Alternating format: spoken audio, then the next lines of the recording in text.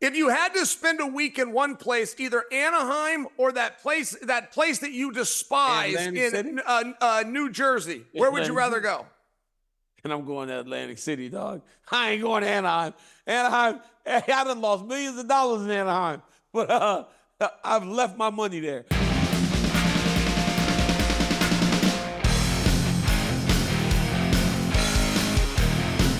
What's up, guys? Welcome to a brand new episode of Good Guy, Bad Guy. I'm Daniel Cormier. That's my main man, Chael Sonnen. Uncle Chael, what's up, dog? How you doing, man?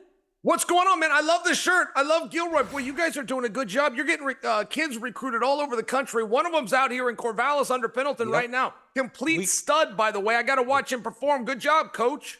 Thank you, dog. We got a couple more today. We got, national team rankings came out. We're number 8 in the country as a team. First time, highest ranking in school history, so I'm very proud of that. Is there any other, Daniel, is there any California schools in front of you? By example, the Doc Buchanan. Do you expect to win the Doc Buchanan? I don't know, man. It's very congested. There's 6 California teams in the top 30, so it's a very competitive state. Chael, we love wrestling. We could talk wrestling all day, but what the world is talking about is UFC 309. Dude, next week, we finally get Jones versus Miocic. Are you just like keeping your fingers crossed the whole time that nothing happens in the 23rd hour? I am so confident in this fight. I truly am. Jon Jones is looking for that paycheck. Jon Jones has agreed to show up and defend his title. Everybody keeps saying he won't fight Aspinall. They're misunderstanding. He will fight anybody, but he's only committed to one fight. He doesn't want to start looking in 5 different directions. He's looking to that date. Step number 1. Step number 2, I actually brought up wrestling because I knew we were going to go into this topic. The UFC heavyweight division is at a place that it has never been. We do not have a single Division I athlete under contract, an All-American, a world team member, an Olympian, not just in our top 10, under contract at all. As a matter of fact, the highest achieving wrestler we have is Jon Jones, who won a junior national college championship, and the only Division I wrestler we have in the division happens to be Stipe. So you want to talk about wrestling and its effectiveness, where it still has a seat at the table? It's going to have a seat in the cage in the main event in a week. Yeah, it's the only 2 guys that truly have wrestling credentials. Jones was a good wrestler. Jones actually got recruited all around the country to go Division I. Cael Sanderson, the great coach, was very interested. Obviously, Stipe wrestled at Cleveland State. 2 great wrestlers, but 2 great champions. So when I look at this fight, you know, Conor McGregor could be fought, and it was bigger than just for the division. When you have big fights, sometimes it feels like this fight means more to the entire sport. It feels like this with this one. But why, Chael? Why is this fight so important for not only the division, because we know it's for the heavyweight championship, but for the sport as a whole? The way you go out is so important. I mean, you can walk around down on yourself and gloom. Daniel, I can barely speak about the NCAA tournament without getting a pit in my stomach.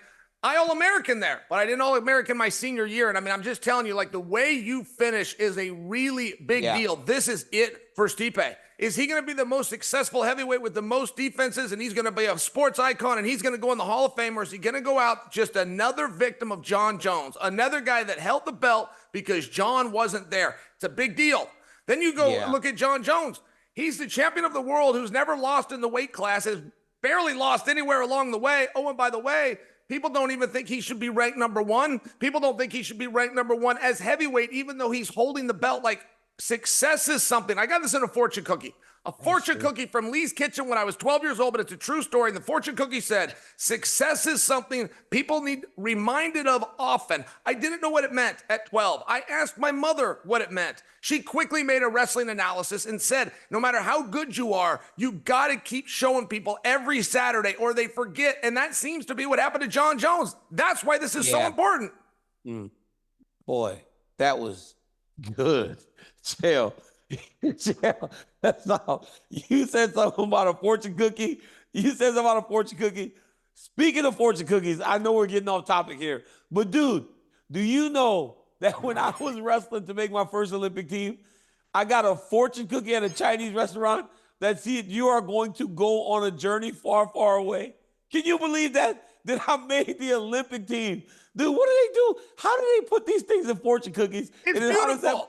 How does that fortune cookie make its way to me, who's eating Chinese food before a tournament, which shouldn't have been happening. Like, but do you remember back then? We'd weigh in on Friday, didn't have to wrestle till Sunday because you were the guy number one. That was the greatest setup in all time. But yeah, Daniel, can I stay on this for just a minute? Because that's very interesting. I wonder if yours was rigged. I've wondered to this day if my cookie was rigged, because you can do that. Like, a guy will propose through his fortune cookie, where, you know, I don't know where you order those or how you do it, and I've always wondered when I asked my mom, because she went into wrestling and we happened to have this qualifier that Saturday. Wrestling was important to my mama. I've always wondered if that thing was rigged. Can I tell you an old stunt that I used to do in college? What? Okay, I would take around my house and I had a little piece of paper and I would number it 1 through 10. So I'd have 1, 2, 3, 4, all the way up to 10 little pieces of paper hidden. Some of them were in a book. One was under our answering machine, if you happen to remember those. One was inside the microwave, but I would have somebody over. We'd be doing like a social or a study hour, and I would find a way to work into this trick. And I would tell the people, I've got no problem on this upcoming test. You can all count on me. As a matter of fact, I'm a mind reader. I don't even have to read these books. I'm a mind reader, which of course they call you on. So I get out this same sticky note that I've already put in 10 different spots around the house. And I tell them, think of a number between 1 and 10, write it down. They would do it. And I would hold it and I would think without seeing it. And then I would say, go look under the answering machine. And they go move the answering machine. And there'd be a piece of paper on it that had the number that they wrote down. But I had 10 different things memorized. Daniel, this got all throughout the school. Hey, that Chael Sonnen guy, hey, he's a genius. He memorizes things. I had a professor tell me that they heard I could read minds, and they said, I'm going to keep an eye on you. I've never told anybody to this day how I did that trick, by the way. Seems pretty simple, but I wonder if those fortune cookies were rigged. Now you're telling all of our friends that watch the show every week. But you know when you say, but I'm a genius, right? You said you're a genius. Everybody thought you're a genius. Hey, in terms of fighting, Jon Jones has proven to be exactly that. He's proven to be as efficient. He's proven to be as smart, tough, durable as anyone we have seen. But like you said, Chael, if you aren't telling people or reminding them through your performances, people start to kind of go, well, this guy. But I got one more thing to tell you. I think that the fight's important as a whole because of the greatest heavyweight, greatest fighter. But I do believe that this fight is even more important to Jon Jones than Stipe, because Jon Jones has more to lose. Jon Jones is the guy that's undefeated. Jon Jones is the guy that is universally considered the greatest of all time. But I will tell you this, there's always that what happens next. There was a time, Chael, that Anderson Silva was so good and so far and away considered the greatest fighter we've ever seen, you never thought for a second anyone could ever match that. But now, when he lost fights at the end of his career, people not only put Jon Jones in the conversation, entered Khabib, entered Demetrius Johnson. Now Anderson Silva, one of the greatest of all time, is barely in the top 5. Because if you start to lose, they forget about all the dominance you had prior. That's why if Jon Jones loses this one, then he has to chase. He's got to come back and try to beat Tom Aspinall to prove it was a fluke. Then if he loses this one, I'm not saying he will, but it's so risky. I think the risk is a little bit higher for Jones, because I have to ask you right now, who do you think is going to win next week? I would have to say Jon Jones. Most people do, right? Most people do. So Stipe is essentially playing with house money, about $7 million in house money, right? So Miocic is playing with house money. He can go out there and just let it fly. Yeah, Daniel, I love that point you make. And don't forget, if Stipe was to win, which we've never really considered, if Jon comes back, he fights for the vacated title, they bring an opponent, probably going to be Aspinall. However you want to do this, there's always a question of, well, yeah, I'm the champion because Stipe isn't here. Even if that's not fair, you ask me who I think is going to win. If I had to tell you right now, I say Jon Jones. But if you were to further that question and say, oh, really, Chael? How? That's where I do run into a problem. We have only seen people that can beat Stipe by turning his lights out, right? You got to take that switch and turn him off, because if he's alive, he's coming at you. And if you ask me, Chael, do you think that Jon Jones can outbox, outstrike? Do you think he can knock out? Do you think he has the power to knock out Stipe?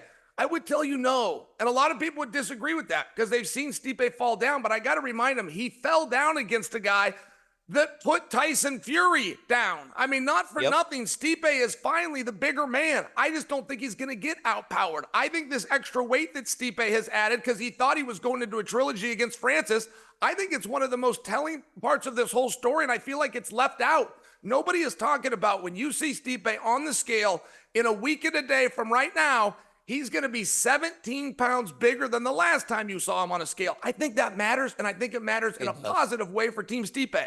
It does. You know, it's so weird too, and it's very interesting that if you start to break down the skills and you go, who's got better boxing? Probably go Stipe. If you go, who's got better wrestling? You probably would go pretty even, right? I wouldn't expect Jon to just take him down. Jon kicks better, more. Cardio, pretty even. On paper, it's a very even fight. Jon has better kicks, better knees. Stipe's got better boxing. The cardio's pretty here. The wrestling's pretty here. There are so many things about this fight that are even.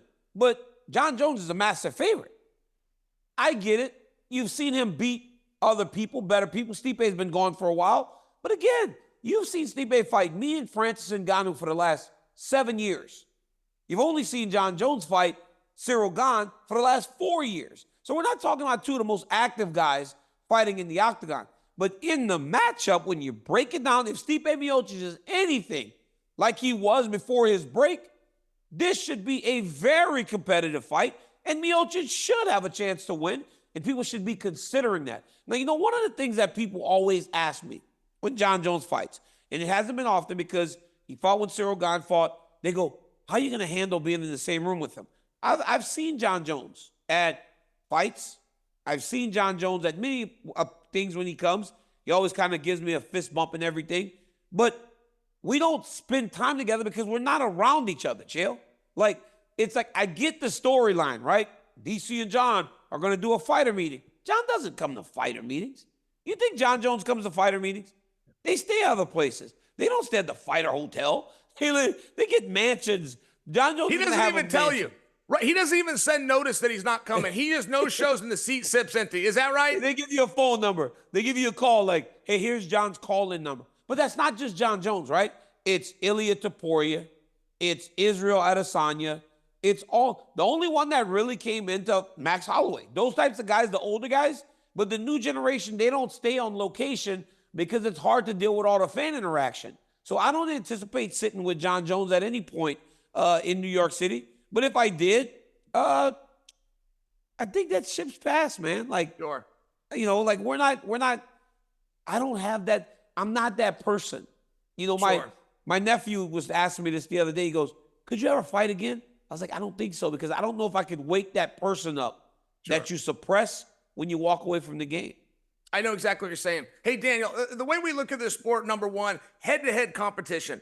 But any seeding, including the NCAA, the next criterion they will look at is common opponent. You being that common opponent. And I won't ask you for predictions. You won't have to do the dance about Chael. I can't tell you I'm a commentator. But could I just ask you about the wrestling?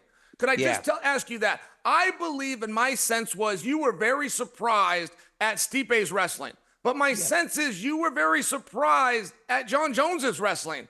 So if you wouldn't mind telling me, and I would love to hear defensively, who's harder to take down, and I would love to hear offensively, who can get on you a little quicker with a little bit better distraction. If you just tell me those two things, I won't ask you anything else. So it comes down to spacing and the timing, right?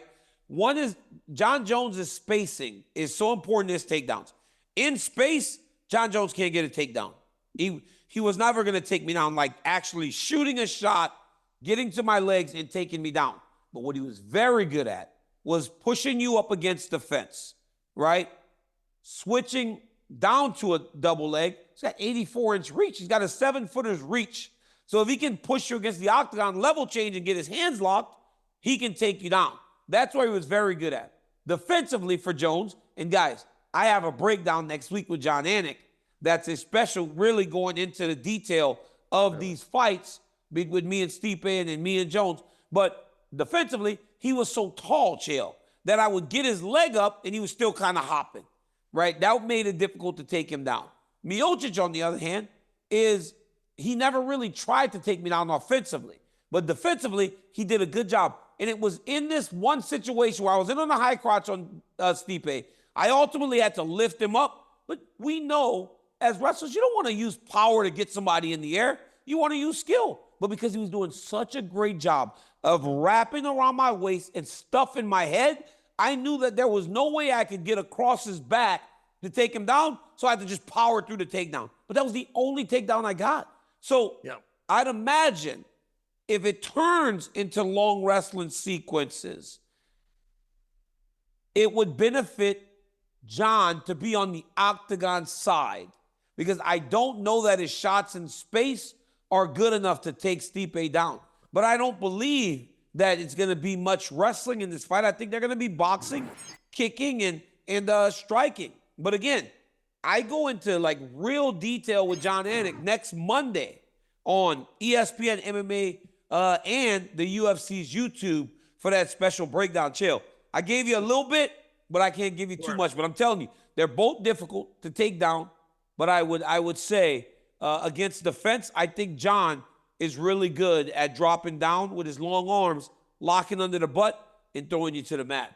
He's so good at that. And his technique isn't all there, but he does seem to trick you, and he's not afraid to shoot in, then throw a spinning elbow just to get you guessing for later on, just to get you guessing when he changes elevation, how much of a threat am I really under? Let me ask you this. Would it be reasonable for me to say that whoever wins the first round is probably going to win the fight? Like, whatever we see in that first 5 minutes, if the wrestling does work and or it doesn't work, they're likely to be able to reproduce that 4 more times. Is that reasonable? I don't know about that, Chael. I don't know about that, because I've seen him make adjustments. Daniel, that was a tricky way, just to make sure your ears heard it right. That was my tricky way of asking you, does one of them get stronger as the night goes on? And adversely, does one of them fade as the night goes on? They actually both do. Miocic made that adjustment on me in Anaheim. I stormed out ahead of him 3 rounds. 3 rounds up, and he made that adjustment. Jones and I in Anaheim, which is why I don't go to Anaheim. You can't put a championship belt on me, send me to Anaheim. Chill. You could take all my belts I have at home right now. If you took me to Disneyland, say wear them, by the time I got home, all of them be gone. I lose more belts in Anaheim, California than any human being on the planet.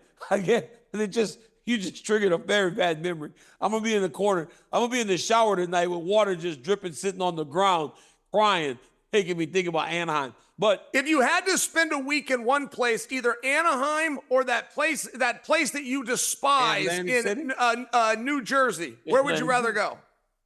And I'm going to Atlantic City, dog. I ain't going to Anaheim. Anaheim, I done lost millions of dollars in Anaheim. But I've left my money there. But they both made those adjustments, because in Anaheim, Jon and I fought a great first round, second round, third round, Jon gives me the head kick, right? Like, they get better as the fight goes on, but that's why it's so interesting. This is literally one of the best fights. I'm telling you, bro. Stipe is not over the hill like people think. It's going to be much tougher than people expect from him and Jon Jones. Now, Stipe was asked about the fight. He finally did an interview with Damon Martin. You know Damon Martin, right? Of course. What a great guy Damon Martin is, man. But Damon Martin speaking to Stipe, Stipe says people are more excited to watch him versus Tom Aspinall. Boy, as I think about this, Chael, I'm like, I want to see Tom for the competitive aspect. I might agree with him. I want to watch him and Jon Jones fight. I've wanted to watch him and Jon Jones fight for 10 years. So it's like, I'm finally getting this fight that I've been waiting for. It was like when Manny Pacquiao finally fought Floyd Mayweather. Sure, they were older, it was different, but the expectation and the people that showed up, less people didn't go. We all still bought into it, just like we would have 10 years ago. Yeah, it's interesting. Guys like you and I, thank goodness, can have a career and a participation in this sport outside of the cage by telling people about the X's and O's, about the reach of Jon Jones and about the footwork of Stipe. But the secret that you and I know, there's just not a way to illustrate it, is this is really the I quit business. You're going to see athleticism for the first round and maybe the second, but then 2 guys start to get fatigued. Maybe one guy's eye starts to swell and the other guy gets his nose pushed and he can't quite breathe right. It really is the I quit business. I'm going to put a pressure on you encased with my skills to make you understand my will for this is stronger, or you're going to show that to me. And I've never seen that from Jon Jones. It's one thing he doesn't get credit for. He is so dynamic. He gets credit for being great or skilled or multiversatile. He's dog tough. That pains me to have to say it. He is. He is dog tough, but I've never seen anything out of Stipe. I mean, I have never seen him scared before he goes into a fight where he wilts and leaves his skills in the locker room. A lot of people will back down to Jon Jones. Stipe's not one of them. I've never seen a guy, because he's down a round or two, all of a sudden flick it and think it's the whole night, or at least I've never seen Stipe do that. So I do feel that championship rounds, what's the difference? They call them championship rounds. It means round 4 and 5. Well, not always, not for champions. For champions, they come out and they perform, they overperform in those rounds. And I just bring that to you. I think it's a big leg up that Jon would have on a prospective match with Aspinall. Aspinall, who's just simply never even been out of the second round. He's only been out of the first round in the octagon one time. I mean, that's a stat I use against Tom, not for him like some people. And when you do look at this fight, Daniel, it is never over. No matter what happens, it is never over. And if Stipe can come, and I'm really looking for this. I'm looking for body shots by Stipe, like he used on you in Anaheim, respectfully. Because if he can get there, if he can get to that body of Jon, which has never been tested, but if he can, it means he's inside. It means he's in wrestling range. It means that he hasn't fallen for what everyone else falls, and they stay at the end of Jon's punches. If Stipe can find a way to touch that liver, if he can do that, it means that he's solved a big piece of the puzzle already. You know, God, this is such a great point. And dude, you're on fire today. I'm not gonna lie, you're like really good today. But thank you. It makes us give away a little bit too much of what we want to discuss about UFC 309 because you get excited. But exactly what you said it's so key. There's a range, Chael. There's a boxing range. There's a kicking range. There's a range in the middle, right? That you and I, because we were so much shorter than Jon Jones, had to push through. But in that range where you're too close to kick and you're too close, you're still a little bit too far for you to start punching, is where he can be kneeing you and landing all those things. So there's that middle range that at 6'4", with all that reach, and at 5'11", and at 6 foot or 6'1" you have to get through. But to get through that, it's all razors, right? It's razors. And he's elbowing you and he's kneeing you. Miocic can actually start in that range. Miocic can already start to make contact with him because he himself is 6'4". You know what I'm saying? He doesn't have to get all the way in. For me, when I was all the way in, I was winning. I'm beating him to the body. I'm getting into the clinch. I'm punching. But in order to get there, you have to get through that kicking range where you're just getting your body destroyed. You have to get through that kneeing range to get there. So you've taken all that damage. Miocic doesn't have to do that. And that is where many guys that are at Jon's height have found success. Thiago Silva found success because he was big with a blown ACL. Dominic Reyes found success because he was big. Miocic has that ability too. And that's, guys, we're just tipping the iceberg here on what Chael and I can offer on that fight. Next week, we'll get more into it. But as we go to New York, Chael, which is one of my favorite weeks of the year, we get to do all the ESPN stuff. You get to go to the seaport. You get to experience the big city. You get to just live New York for a week. 3 years ago, our world got turned upside down because you're sitting there. There's a guy on the prelims that Glover Teixeira has walked into the fighter meeting and he's glowing about him. And he's like, this dude is going to be really good. And he's going to be this. And Joe Rogan walks up and he shows up on Saturday and goes, just wait until you see Pereira. And I'm like, he's on the prelims. He's fighting nobody. Who is this dude? And he does a double jumping knee. And Joe goes, he's telling us the whole time, he's overselling the guy. He is Michael Bisping to Tom Aspinall. And I'm looking at him like he's out of his mind. 3 years later, he's one of the greatest fighters of all time. November 2021, bro, we got our first look at Alex Pereira. Do you remember that?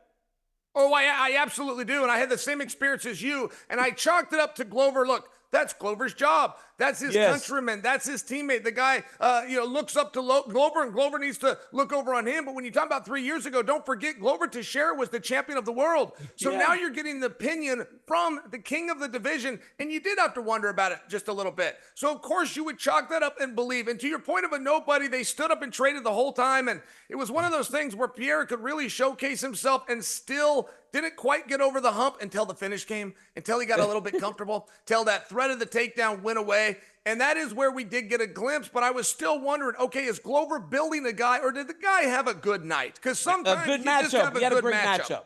Yep, he had Turned like out. a matchup made for him. That's what it felt like. Yep. And it turned out that guy was fantastic. And we seen that one other time. It was when Wanderlei Silva was king in Pride, but there was this new guy. There was this new guy, one of his own teammates called Shogun. And Wanderlei would tell anybody that would listen, that is the next best guy right there. Khabib did that to Islam, for example. But as time went on, we found out that Wanderlei, we found out that Glover Teixeira, and we found out that Khabib were telling us the truth. The truth. You always wonder, how much is this dude giving his boy the rub, right? He's giving him the rub. There's no way. There's no way he could be, hey, I told everybody that my man Duran win. He was going to be me. But turns out Duran is a good wrestler, and he just did okay at fighting. He wasn't. You gave him the rub. Some of these other dudes are telling you exactly what they believe, but I never could have imagined that in 3 years, you knew he would get rushed to the title, right, Chael? We all understood that because of his history with Izzy. We knew it wasn't going to take much because Izzy was really dominating the weight class. You knew they were going to try to find a way to make it come together. 2 fights later, he fights Izzy again in New York City. Knocks him out in the 5th round after losing. Since that point, Alex Pereira has fought in 6 title fights and won 5. Like, it is, I know we praise Pereira a lot here, Chael, but when you put it into perspective, he really did only start 3 years ago. So as we headed to New York City, you got to go back to that night where you go, okay, he got a double knee, but the guy never tried to take him down. My anticipation was, or expectation was, the next fight he would get a wrestler that would take him down, and then he would flame out. That hasn't happened, and I'm happy it hasn't because he's amazing. Yeah. No, it is one of those things, as we're giving the rub to Pierre right now, I feel that so should Le Batard, so should Jim Rome, so should Sports Center. I feel like so should Sports Illustrated. Everybody needs to see this because this isn't about fighting. I've never in my life seen or even heard of somebody that could go from one sport to a different one. The days of a wrestler and then he just goes and gets in the octagon on Saturday, man, those died away in the 90s. This isn't a sport in and of itself. I don't really care about his kickboxing record. It doesn't translate fully to MMA. He's learning a new sport. When I was growing up, Michael Jordan tried that, did all right at baseball. Bo Jackson did that, did real well at baseball. Herschel Walker did that, and he made an Olympic team at bobsled. I mean, I'm just sharing. I got to go. That's only 3 examples I can give you of my lifetime. This is a sports story. This is not just an MMA story. What Alex Pereira is doing at 36 years old, Daniel, he's going to be 37 in just a minute. And he's gone and he's won the belt in a brand new sport in 2 different divisions. He's locked himself in as a future Hall of Famer. I mean, that when Jordan, again, went from basketball to baseball and did just fine, he never had expectations. Even of himself, he never dreamed of being the MVP. Pereira is now the captain of that locker room. There is no group of boys amongst the boys where if he walks in the room, they're not going to do things his way. He's got an amateur record in terms of how many times he's fought. He's a full-grown adult. Daniel, he's learned a different sport and he went to the highest level. This is a sports story, not an MMA story. Hey, Chael, I watch a lot of YouTube because I like watching and hearing stories from like other sports, but like I love the stories of how guys would interact with Michael Jordan and how he would get on the court and it was like a different aura to him. Kobe Bryant, the guys would talk about, we go to our shoot around, he's there 3 to 4 hours before us sweating. He did it on the Olympic team too. So on a team full of the best players in the world, when they would get up in the morning or they would go do something and they come in, they'd see Kobe working. So then everybody started working. Alex has that. Bro, I watch, and it's best in your opposition. right? So you watch guys, you watch them watching Kobe. You'd watch them watching MJ. Alex Pereira, when he walks to the ring, he's doing that whole thing. And he's like, ah. And then he throws the craziest combination. It's so slow and it's so mechanic, but it's like if he hits you with it, you're done. His opponents all doing weird stuff in there, man. They all in the octagon doing weird stuff. Jamal Hill over there looking at him like, come on, bring it over here. I ain't not scared of you. Yuri just doing all kinds of weird stuff. Yuri like, whoa, like Yuri's doing stuff like this. Everybody's doing some weird stuff, man. They're all doing weird. When he's walking to the octagon, it's like they don't know how to react to this dude. At this point, this dude's been there for 3 years. He's just starting, but he makes people act weird inside the octagon because you don't know what you're fighting, kind of. I mean, Yuri said this man has voodoo, man. Yuri said he tried.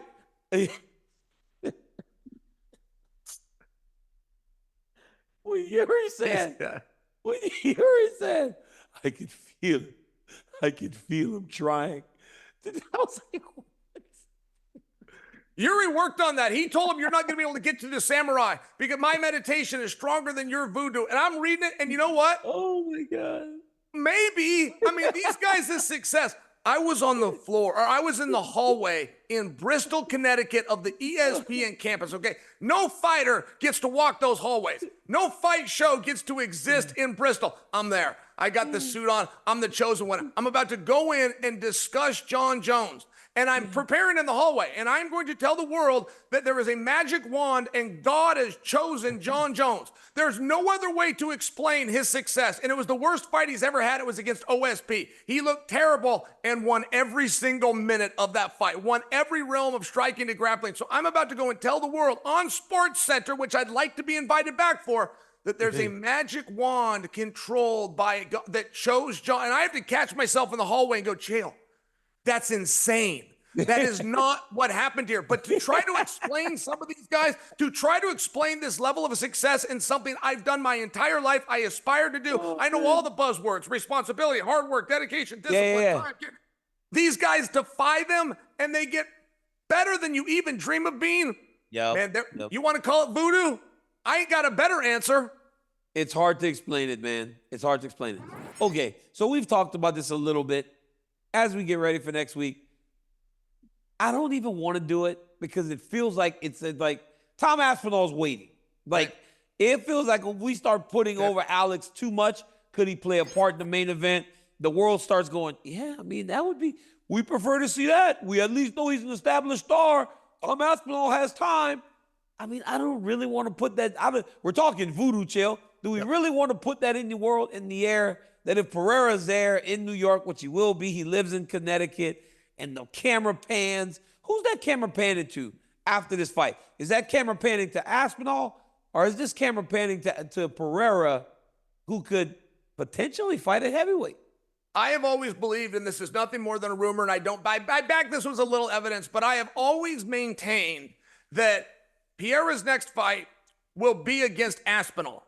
And it'll be for the interim title. I even believe I know when it's going to be. I believe it's going to be mid-January in California. Now, before I go any further with that, Uncle Liev and what's going to happen later in the year in December, Uncle Liev getting in there with Pierre would, of course, throw a wrench in that. But I'm like an accountant, right? I'm only as good as the information that I have at the time. I do believe there's going to be a panning to both of those guys. I do believe there's going to be a conversation, but not because they're next for the winner of Jones Stipe. I think they're going to find a way to get those two together, and the winner will take on Jones and Stipe, and that is purely a rumor, partner, but I'm just offering it. I'm also hearing that Pierre's hand isn't going to be quite ready by December, but could be by January. And again, you remove Uncle Liev, but you insert Aspinall. I just think there's some legs to that. Now, there has to be certain outcomes. Stipe comes in, he wins this. Everything we just said is up in smoke, but I've never seen Dana White play checkers. I've always seen Dana White be 2 and 3 steps ahead. And I'm telling you, I believe the direction they're looking to go, if everything works out, Aspinall, Pereira. Wow, that would be crazy. And I have good reason for believing that. But yes, I'm standing by that, partner. Okay, all right, good. I'm excited about that. I am excited about it. But I mean, they got a couple dudes in these weight classes that they just deserve. Chael, it's not what you deserve. It's what you earn. They've earned it. They deserve it. Like, this dude Ankalaev, I don't know what else he got to do. I don't know what else Pereira, I don't know what else Aspinall has to do to get that big fight. These guys just deserve the opportunity for Ankalaev hold goal, and Aspinall, I feel, deserves an opportunity to stand across the octagon from one of the greats. Chael, that was fun. Dude, you were on fire today. Like, I appreciate that. That was that old Thank game. you. And there was an old game called NBA Jam. I don't know if you ever played that. But they would go, he's in fuego, and his hair would turn on fire. It was like a basketball game. You were on fire today, Chael. That was a great episode, guys. Beautiful compliment. Thank you, DC. Thank you, Chael. I appreciate it. Guys, you can get Chael and I wherever you get your podcast, ESPN MMA YouTube, ESPN Plus, ESPN2.